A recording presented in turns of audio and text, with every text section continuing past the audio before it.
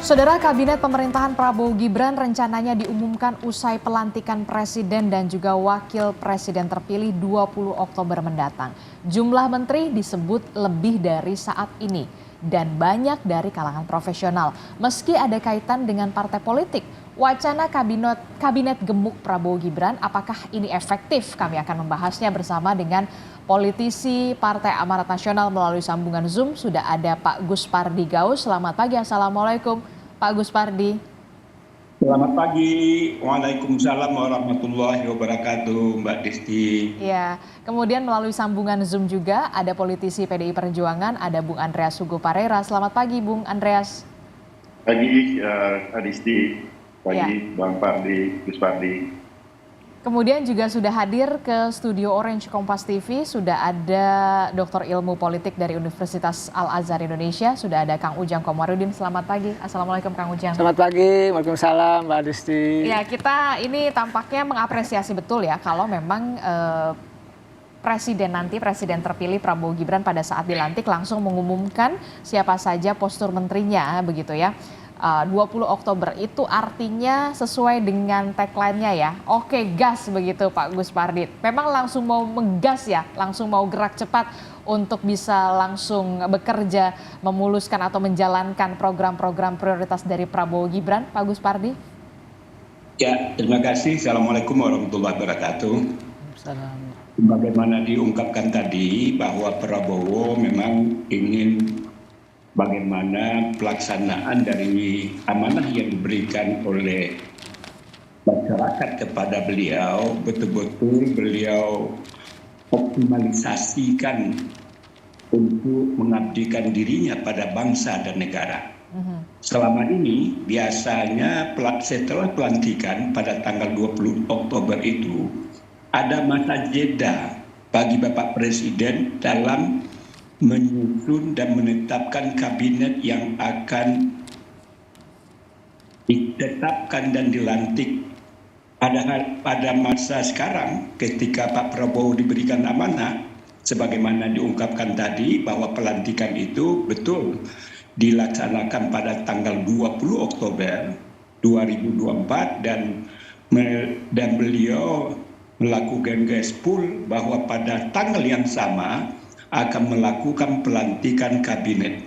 Ini artinya adalah betul-betul luar biasanya komitmen yang dipersembahkan oleh Pak Prabowo kepada bangsa dan negara agar bisa gaspol, agar bisa langsung melaksanakan tugas fungsi wewenang dari masing-masing kementerian yang diamanahkan oleh Bapak Prabowo itu. Ini adalah sesuatu yang berbeda dibandingkan dengan presiden-presiden sebelumnya. Dan belum pernah kita catat dalam sejarah ketika ada pelantikan presiden, pada hari itu juga dilakukan pelantikan kabinet yang membantu beliau. Oke, ini jadi sejarah ya, karena baru pertama kali setelah presiden dan juga wakil presiden terpilih dilantik langsung juga kemudian mengumumkan siapa saja menteri di dalam kabinet Prabowo Gibran yang ibaratnya langsung bisa ngegas lah ya,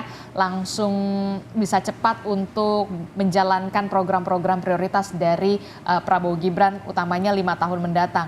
Nah, yang juga menjadi sorotan adalah begini Pak Gus Pardi, dari 34 kementerian informasinya nih kalau Pak Dasko mengatakan ada penambahan postur kementerian dari 34 bisa menjadi 44 bahkan 45. Karena apa? Hari ini juga rapat paripurna ini akan mengesahkan revisi undang-undang soal kementerian. Itu artinya selangkah lagi pembatasan jumlah menteri dihapus. Pertanyaan saya, apa sebenarnya urgensi kementerian ini atau pos menteri ini ditambah Pak Gus Pardi? Ya, memang berdasarkan revisi undang-undang yang kebetulan saya adalah juga anggota balik dan juga anggota panja daripada revisi tentang undang-undang kementerian dan lembaga ini, bahwa pada undang-undang yang lama itu memang dibatasi jumlahnya adalah 34 kementerian. Pada hari ini dan insya Allah pada paripurna nanti mudah-mudahan akan disahkan oleh paripurna yang jumlahnya tidak diberikan batasan. Artinya adalah diberikan kewenangan kepada mandataris, kepada Bapak Presiden sesuai dengan kebutuhan apa yang menjadi tugas fungsi pokok yang akan menjadi sesuatu yang beliau harapkan. Jadi persoalan jumlah itu adalah sangat relatif, tergantung kepada visi misi daripada Bapak Presiden ini. Sehingga kesepakatan kami di DPR bahwa jumlah itu tidak perlu kita batasi dan cukup kita serahkan sepenuhnya kepada Presiden terpilih untuk menentukan dan menetapkan. Begitu juga terhadap kita tidak dikotomikan antara apakah politisi, profesional. Tetapi saya yakin dan percaya bahwa orang-orang yang akan ditempatkan pada tempat yang ditentukan oleh Presiden, saya yakin bahwa orang-orang itu adalah orang yang punya kapasitas, kapabilitas, dan saya yakin mudah-mudahan ekspektasi masyarakat terhadap jabatan-jabatan atau orang-orang yang akan diberi amanah oleh Bapak Presiden ini sedang ditunggu-tunggu dalam rangka untuk menyampaikan, mengaktualisasikan visi misi daripada Bapak Presiden tersebut. Oke, jadi revisi undang-undang soal kementerian negara ini kemudian direvisi dan hari ini disahkan dalam rapat paripurna. Nah, kalau ada anggapan begini Pak Guspardi, revisi ini dilakukan secara kilat untuk mengakomodir supaya pemerintahan Prabowo Gibran ini bisa lebih leluasa begitu, dari 34 kementerian tidak dibatasi begitu, untuk bisa mengakomodir soal partai politik pendukung dari Prabowo Gibran yang kita tahu banyak sekali. Benarkah demikian? Kita tidak pernah bicara di Balik ataupun di Panja terjadinya revisi undang-undang kementerian ini diakibatkan oleh terjadinya dukungan atau apa yang disebut tadi bahwa partai-partai politik pendukung itu sangat luar biasa. Responnya kepada Bapak Prabowo tidak pernah kita bicarakan tentang persoalan itu. Jadi urgensinya apa untuk bisa tidak ada limitasi penambahan kementerian? Ini kan dimaksudkan supaya lebih fleksibel Presiden, jangan dibelenggu beliau, karena yang menentukan kebutuhan daripada jabatan itu kan Bapak Presiden. Kita hanya mengatur. Oleh karena itu perlu saya tegaskan bahwa ketika kita melakukan pembahasan di Balik, catatan-catatan penting yang disampaikan tadi bahwa karena gemuknya, karena diperlukannya akomodasi terhadap partai-partai politik pendukung, lalu kita perlu melakukan penambahan atau tanpa dibatasi. Tidak pernah satu kalimat pun yang disampaikan oleh fraksi-fraksi yang ada di Balik itu. Tetapi sepenuhnya adalah hanya berdasarkan kebutuhan, apalagi dengan perkembangan teknologi dan dunia kekinian, tuntutan terhadap apa yang diperlukan untuk membuat kelembagaan dan kementerian itu tentu kita serahkan sepenuhnya kepada Bapak Presiden terpilih. Oke, jadi memang tidak ada pembahasan soal untuk mengakomodir partai politik pendukung Prabowo Gibran soal penghapusan limitasi dari 34 kementerian menjadi hak prerogatif Presiden terpilih nantinya Prabowo Gibran. Akan mau ada berapa kementerian di kabinet Prabowo Gibran selanjutnya. Ini murni karena benar-benar ada kebutuhan dan juga untuk mengakomodir program prioritas ya pastinya ya Pak Guspardi. Anda sepakat Bung Andreas Hugo kalau dikatakan limitasi ini dihapuskan dan semuanya diserahkan kepada Presiden terpilih Prabowo Gibran dan Wakil Presiden ya? Ya, seperti tadi yang sudah dijelaskan, memang kalau dengan tanpa ada pembatasan, artinya memang semuanya sepenuhnya diserahkan pada Presiden. Dalam arti Presiden menggunakan hak prerogatifnya untuk mengisi, membentuk kabinet, kemudian soal jumlah itu diserahkan sepenuhnya kepada Presiden. Memang akhirnya jadi sangat tergantung pada Presiden. Sementara kalau yang saya tahu gitu ya, bahwa membuat undang-undang itu mestinya memberikan kebebasan dalam hal ini adalah berkaitan dengan hak prerogatif, tetapi juga kekuasaan itu perlu dibatasi gitu. Tapi ya ini undang-undang ini sudah diputuskan di balik, sebentar lagi akan paripurna, sehingga kemudian ke depan memang sangat tergantung pada presiden. Kita serahkan sepenuhnya pada Bapak Presiden yang mempunyai hak prerogatif untuk memutuskan, dan kita hanya bisa berharap dan Bapak Presiden akan menyusun kabinet yang ada istilah sakit kabinet, kabinet yang efektif atau kabinet yang gemuk, itu terserah pada Presiden. Tapi ya dari sisi sebagai politisi saya melihat bahwa kalau apa yang disampaikan tadi bahwa Pak Presiden ingin ke depan langsung gaspol, langsung melantik kabinetnya, saya kira memang itu seharusnya, dalam arti Presiden ini, Pak Prabowo ini sebagai Presiden terpilih mempunyai waktu yang cukup di dalam masa transisi ini untuk mempersiapkan program yang bisa lebih implementatif dan juga susunan kabinetnya, sehingga kalau dilantik pada hari itu juga itu bagus, dalam arti bisa langsung bekerja. Cuma kalau ada perubahan terlalu banyak pada kabinet, baik itu penambahan atau perombakan, itu tentu ada perlu waktu. Membangun suatu kabinet, suatu kementerian baru perlu ada birokrasi, perlu ada perlu juga ada anggaran, Bung Andreas, yang pastinya. Ada anggaran baru, dan banyak hal, dan itu saya kira waktu 2-3 tahun itu nanti kita akan disibukkan hanya dengan urusan-urusan seperti tadi, soal birokrasi, soal personil, harus mencari personil, dan penyesuaian adaptasi dengan situasi baru.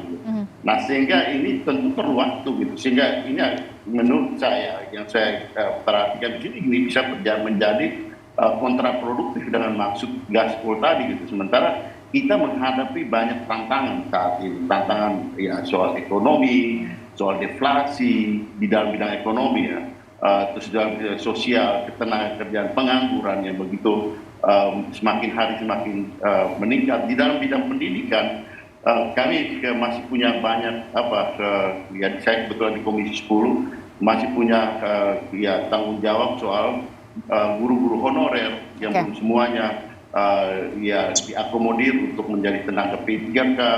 Masih banyak tugas-tugas yang seharusnya kalau mengikuti apa yang disampaikan oleh Pak Prabowo sebelumnya, melanjutkan banyak hal yang seharusnya masih perlu dilanjutkan. Kemarin kami baru menyelesaikan soal revisi undang-undang kepariwisataan yang belum selesai, dan ini ke depan harus diselesaikan karena sistem carry over-nya gitu. Jadi banyak hal yang harus langsung dikerjakan ke depan, yang seharusnya itu tetap ada di dalam koridor pemerintahan yang sedang berjalan ini, supaya keberlanjutan itu bisa secepat mungkin dilaksanakan.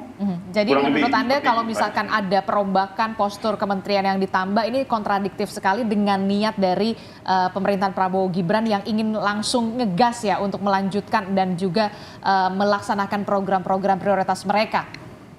Saya tidak berharap seperti itu gitu, tapi kemungkinan itu bisa terjadi, dan sangat besar kemungkinan itu terjadi, dalam arti bahwa kita lihat fakta-fakta dan realita yang ada, dalam arti bahwa kementerian baru itu pasti butuh birokrasi baru, perlu tempat baru, perlu orang-orang baru, perlu anggaran baru, dan itu tidak cukup. 1-2 tahun, saya kira 2 tahun itu waktu yang luar biasa baik untuk bisa menyelesaikan hal-hal tersebut, ataupun kalau melakukan perombakan. Sehingga secara pribadi, sebagai politisi, saya mohon kalau bisa Pak Prabowo mempertimbangkan betul, sehingga dengan demikian apa yang dimaksudkan dengan gaspol itu bisa dilakukan, bisa terwujud di dalam pelaksanaan. Respon Anda bagaimana, Pak Gus Pardi, kalau kata Pak Andreas, Bung Andreas Hugo mengatakan kalau perombakan kementerian, ada penambahan postur kementerian, ini butuh orang baru, butuh anggaran yang tidak sedikit pula. butuh waktu juga. Kalau memang mau oke gas langsung tancap gas, tampaknya sedikit kontradiktif begitu. Harus dipertimbangkan. Jadi setelah Pak Presiden Prabowo terpilih, kita ketahui bahwa beliau yang diberikan amanah oleh masyarakat itu sudah ada tim transisi yang mempersiapkan segala sesuatu yang berkaitan terhadap adanya limitasi ataupun ketetapan jumlah daripada kementerian yang beliau butuhkan. Itu yang pertama. Yang kedua, sekarang ini sistem manajemen ini kan manajemen terbuka. Apa yang dibutuhkan dan lain sebagainya.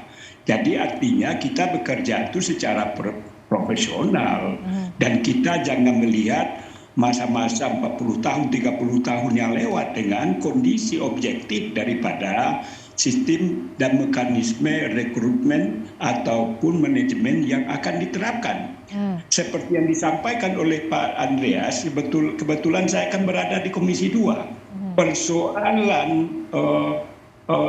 para non ASN atau orang-orang yang belum berstatus sebagai pegawai negeri sipil itu sudah kita tetapkan di Komisi 2. Honorer-honorer yang sudah terupdate datanya itu semuanya sudah kita akomodir menjadi ASN baik di P3K full waktu ataupun paruh waktu. Artinya persoalan-persoalan yang terbengkalai pada hari ini, alhamdulillah sebagaimana juga dikatakan oleh Pak Andreas, itu semuanya sudah kita selesaikan sehingga tidak ada beban bagi kabinet ke depan untuk membahas apa-apa saja yang disampaikan oleh Pak Andreas. Artinya yang kalau anggaran bagaimana Pak Gus Pardi? Kan kalau misalkan kemarin kan sudah disampaikan oleh Ketua Badan Anggaran bahwa tidak ada persoalan dan tidak akan terjadi pembengkakan. Itu pernyataan dari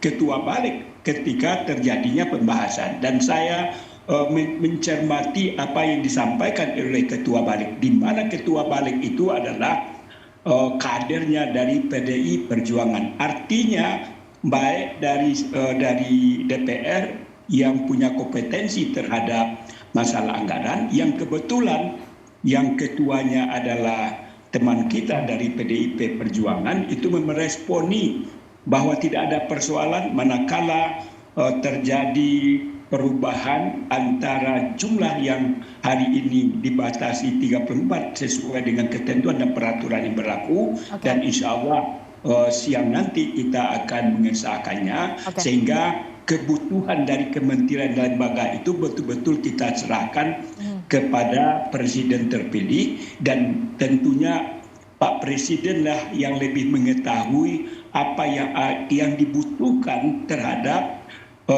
program prioritas supaya bisa gaspol sebagaimana harapan dan keinginan daripada masyarakat itu. Itulah makanya dilakukan perubahan-perubahan, kemudian adanya tim transisi yang diterapkan oleh Bapak Presiden terpilih pada hari ini. Oke, baik. Saya ke Kang Ujang ya, Pak Gus Pardi, Bung Andreas. Ini kalau tadi sudah dikatakan Pak Gus Pardi ditepis kalau perombakan soal kementerian atau penambahan kementerian negara ini karena untuk mengakomodir partai politik pendukung yang kita tahu cukup banyak begitu, mayoritas di parlemen begitu. Sudah ditepis oleh Pak Gus Pardi, kemudian Bung Andreas mengatakan dipertimbangkan lagi lah kalau untuk menambah postur kementerian karena soal butuh orang juga, butuh waktu juga, dan butuh uang juga anggarannya. Kalau dari kacamata politik, Kang Ujang seperti apa? Ya, saya melihat begini Mbak Adisti ya, tentu banyak pertimbangan dalam menyusun formasi kabinet. Bang Gus Pardi Gaus mengatakan tadi pertimbangan kebutuhan, kebutuhan percepatan pembangunan mungkin. Tetapi memang kalau kita kaji, kita kalkulasi begitu, apa yang disampaikan Bang Andreas juga harus diperhatikan dari pertimbangan. Gitu. Tetapi kalau kita bicara soal tadi koalisi yang gemuk, koalisi yang besar, ini berimpact kepada, kalau menurut saya ya tetap saja power sharing. Power sharing. Dan ini suka tidak suka, ya senang tidak senang, ya akan dilakukan oleh Pak Prabowo. Dan dalam konteks politik itu sah saja dilakukan oleh pemerintahan yang baru. Nah, Kalau kita lihat konstruksi politiknya Mbak Adisti, ketika presiden membentuk formasi kabinet itu kan hak prerogatif, hak powerful seorang presiden. Maka memang konsekuensinya adalah limitasi itu tidak ada sebenarnya. Tetapi ketika limitasi itu tidak ada, ini yang dikhawatirkan terlalu banyak, terlalu gemuk, ini menjadi persoalan. Oleh karena itu, nah disitulah sebenarnya ada batasan kebutuhan di angka berapa. Apakah Pak Prabowo nanti di angka 44, 45 gitu, itu kan menjadi... Tapi itu banyak sekali loh. Nah oleh karena itu kita lihat nanti pertimbangannya apa yang akan disampaikan oleh Pak Prabowo dalam konteks menambah katakanlah 10 ataupun 11 komposisi kabinet yang ada. Saya hanya ingin mengatakan bahwa tidak akan terhindari soal power sharing itu. Karena itu adalah hak politik, hak partai politik untuk mendapatkan posisi di kabinet ketika dia bergabung. Dan itu tidak bisa terhindarkan. Kalau saya lihat ada 3 klaster Mbak Adisti dalam konteks formasi kabinet. Yang pertama klaster dari partai politik. Pasti, tetapi memang kalau saya lihat bagusnya dari tim Pak Prabowo adalah di partai pun akan mencari orang yang profesional. Oleh karena itu kita buktikan nanti apakah betul atau tidak. Jadi ini yang penting. Yang kedua akan dicari orang yang ahli betul, yang profesional tadi, yang betul-betul akan memformulasikan zakat kabinet, ini menjadi penting. Jadi tidak hanya mewakili partai politik saja. Ya pasti ada yang lain. Nah yang ketiga saya melihat pasti tim sukses dong. Pasti orang-orang yang loyalis kepada Pak Prabowo, dan itu pun tidak ada masalah dalam konteks selama dia mampu dan dia kompeten untuk bisa menjadi seorang menteri yang baik.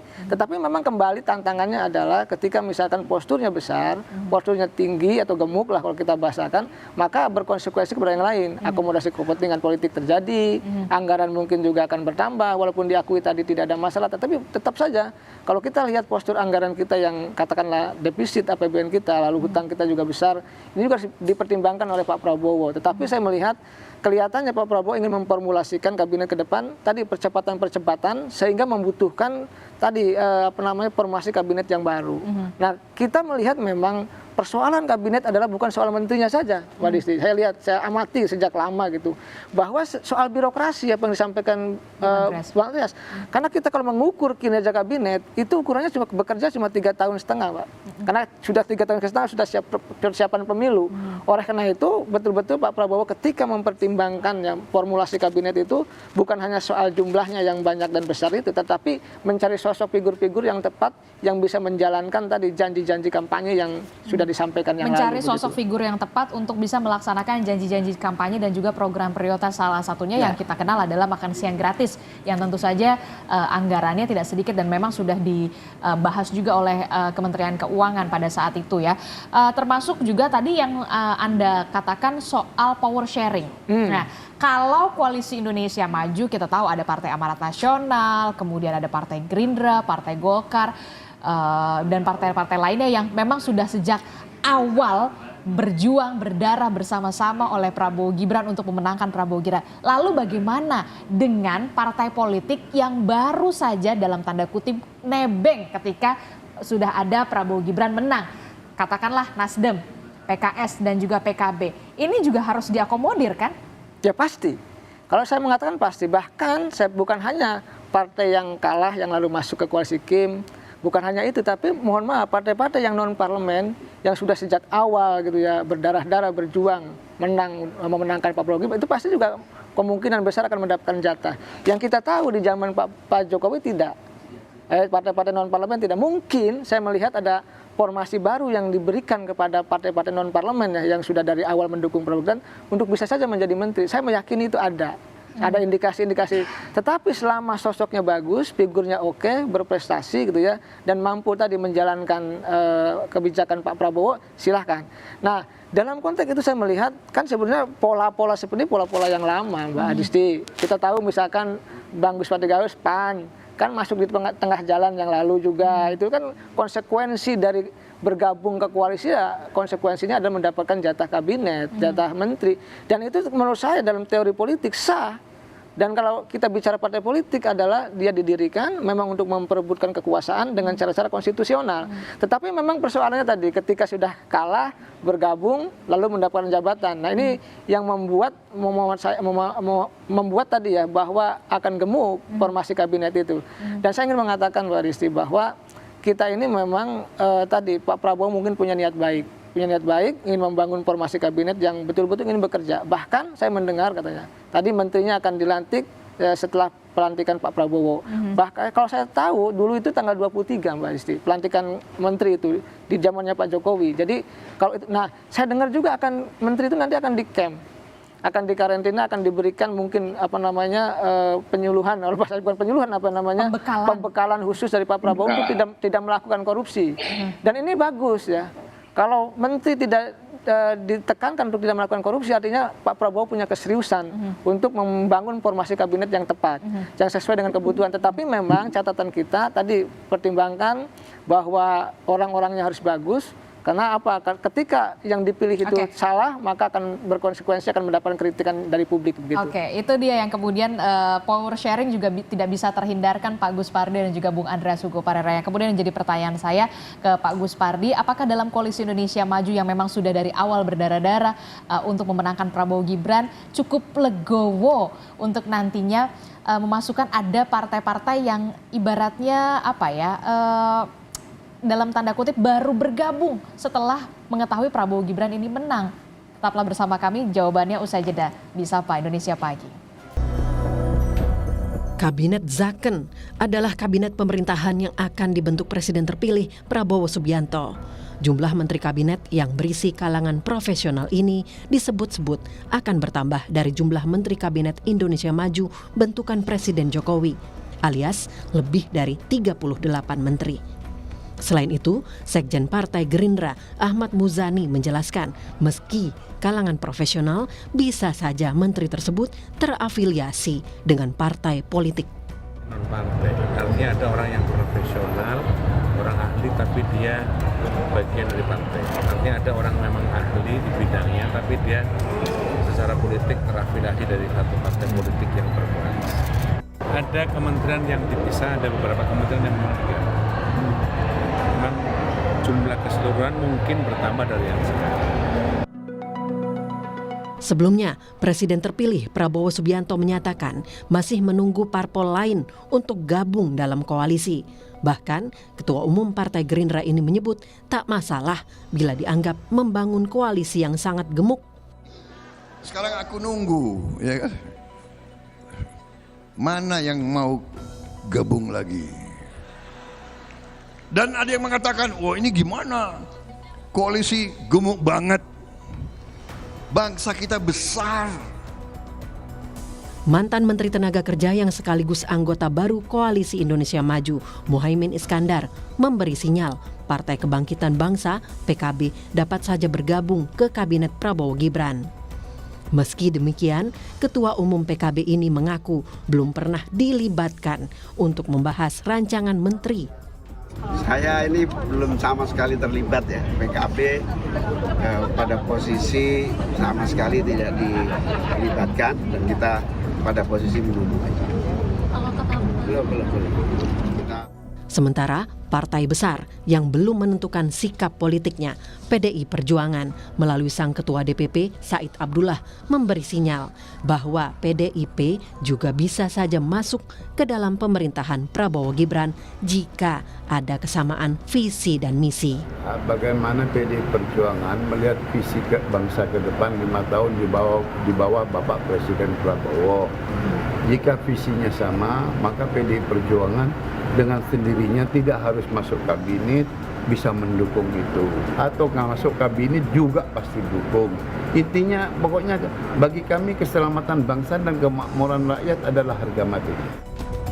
Meski belum pasti jumlahnya, Menteri Kabinet di pemerintahan Prabowo Gibran masih disusun jelang pelantikan Presiden dan Wakil Presiden 20 Oktober 2024. Memang, susunan kabinet merupakan hak prerogatif Presiden terpilih.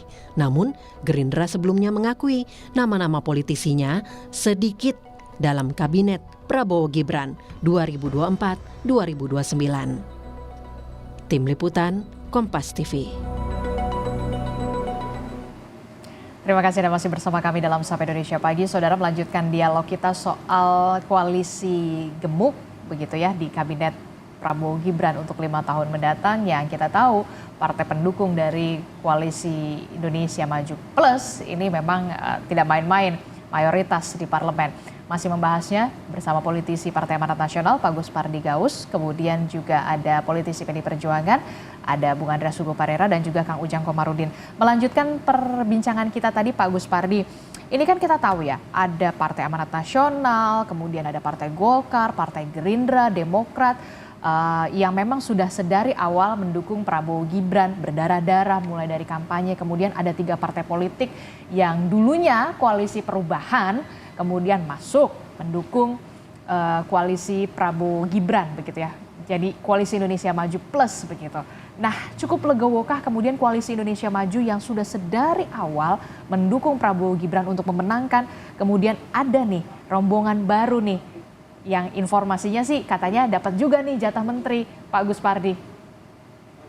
Ya, inilah khasanah baru yang disampaikan oleh Pak Prabowo sendiri ketika beliau kalah pada kontestasi pemilihan presiden di 2019, di mana beliau bergabung dengan Bapak Jokowi sebagai calon presiden.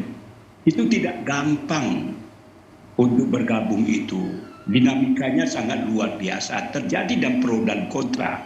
Tetapi apa? Pak Prabowo menampakkan dirinya sebagai negarawan. Walaupun ada orang mencaci maki dan lain sebagainya, tetapi beliau mementingkan kepentingan bangsa dan negara. Oleh karena itu pembelajaran ini tentu juga didapatkan oleh partai-partai pendukungnya. Coba bayangkan selama kita mendengar ada upaya-upaya dari partai yang di seberang itu akan merapat kepada koalisi Indonesia Maju, itu tidak ada satu pun partai pendukung mempermasalahkan, malah memberikan karpet merah kepada mereka untuk bisa bergabung. Malah Presiden terpilih Pak Prabowo menyatakan masih menunggu kalau seandainya masih ada di antara partai-partai yang belum menyatakan sikap. Artinya akomodir yang ditampakkan oleh Presiden itu juga bagian pendidikan politik.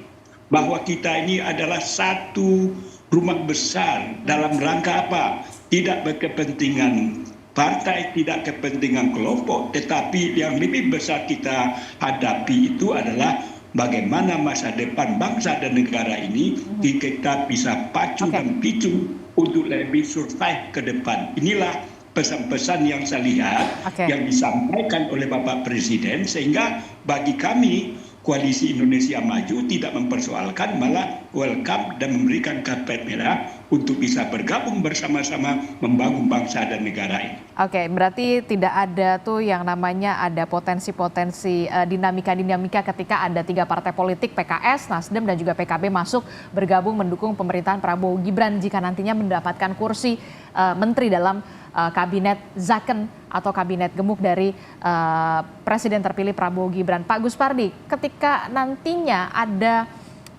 kabinet ini Prabowo Gibran ini berarti juga ketua umum partai politik yang tergabung dalam Kim Plus juga akan ada posisi juga dong berarti untuk kursi menteri. Taruhlah kita tahu ketua umum partai politik Partai Golkar Bahlil Lahadalia, kemudian ada Partai Amanat Nasional Zulkifli Hasan, kemudian ada Partai Demokrat, ada Mas AHY, kemudian juga ada beberapa partai lainnya yang ketua umum partai politiknya masuk ke dalam kabinet Prabowo Gibran, termasuk juga PKS, Nasdem dan juga PKB, Muhaimin Iskandar. Jadi itu semua sesuai dengan ketentuan dan peraturan berlaku, dan kita juga harus paham bahwa persoalan tentang kabinet adalah hak prerogatifnya Presiden. Jadi oleh karena itu kita serahkan saja kepada Pak Presiden, apakah Bapak Presiden Pak Prabowo membutuhkan ketua umumnya atau tidak. Jadi kita tidak membatasi, kita tidak melakukan dikotomi antara ketua umum dengan tidak ketua umum. Tetapi sebagaimana tadi dikatakan, saya yakin dan percaya bahwa orang-orang yang akan direkrut oleh Pak Presiden adalah orang yang berkualitas, orang yang punya kapasitas, kapabilitas, dan lain sebagainya. Sehingga sekarang ini sulit kita membedakan mana orang partai politik dan mana orang-orang yang profesional. Karena bagaimanapun di dalam partai politik itu sendiri sudah banyak orang-orang profesional, seperti di kami ini juga banyak orang-orang profesional yang sudah bergabung ke Partai Amanat Nasional. Begitu juga dengan partai-partai yang lain, sehingga akomodasi orang-orang pilihan sebagaimana yang kita harapkan, bahwa memimpin kabinet, memimpin kementerian itu tidak, saya yakin dan percaya tidak perlu kita ragukanlah kapasitas, kapabilitas yang akan diterapkan ataupun akan ditunjuk oleh Bapak Prabowo sebagai orang yang diberikan mandataris untuk melaksanakan apa yang menjadi harapan dan keinginan masyarakat agar Indonesia ke depan ini adalah Indonesia yang maju ke depan setara dengan negara-negara maju sebagaimana merupakan harapan dan keinginan masyarakat.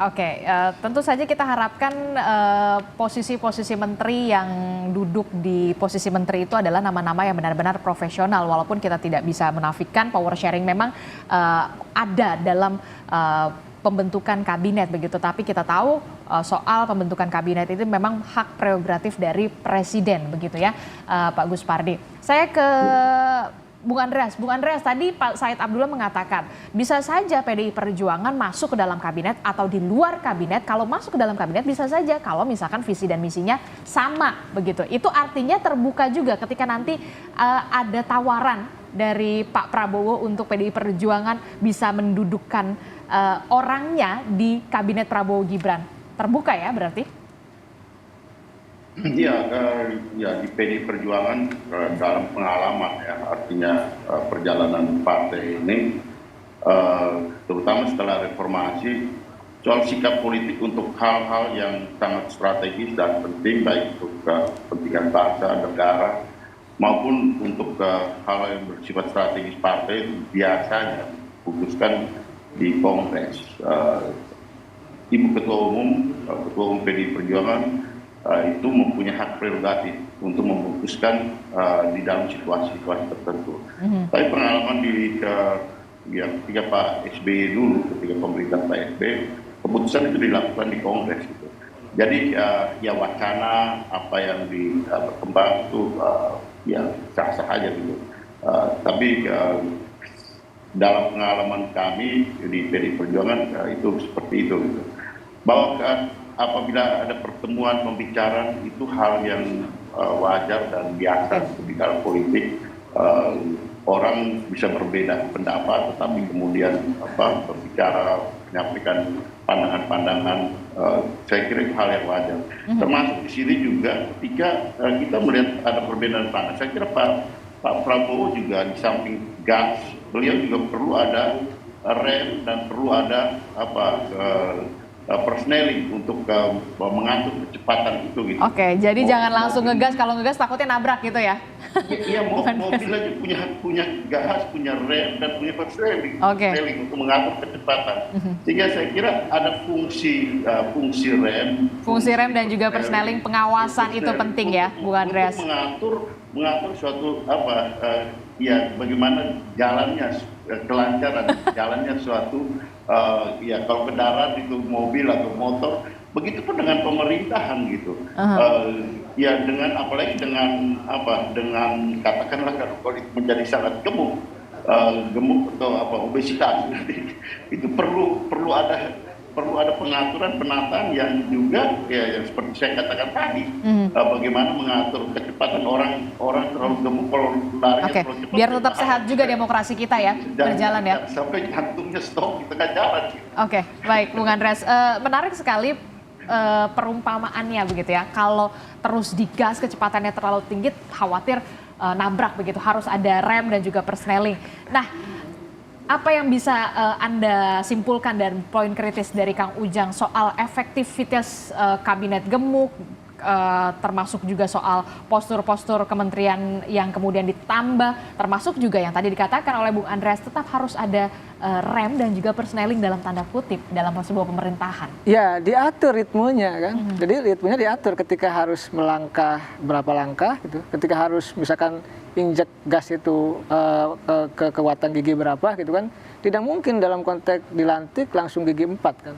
Tentu ada tahapan gigi 1 dulu, lalu 2, 3 dan 4. Nah, oleh karena itu saya melihat perumpamaan yang disampaikan Bang Andreas menarik.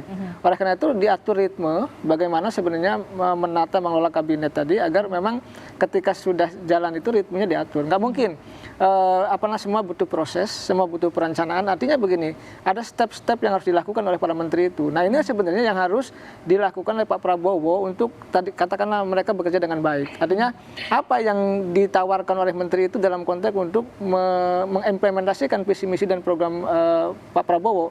Karena yang saya tahu ya menteri itu kan pembantu presiden, tidak punya program, tidak punya visi misi. Ya visinya visi misi presiden, programnya program presiden, janjinya janji kampanye presiden. Oleh karena itu tadi ada ritme yang harus dilakukan oleh menteri itu dari mulai perencanaan hingga eksekusi di lapangan. Misalkan 100 hari pertama akan melakukan apa?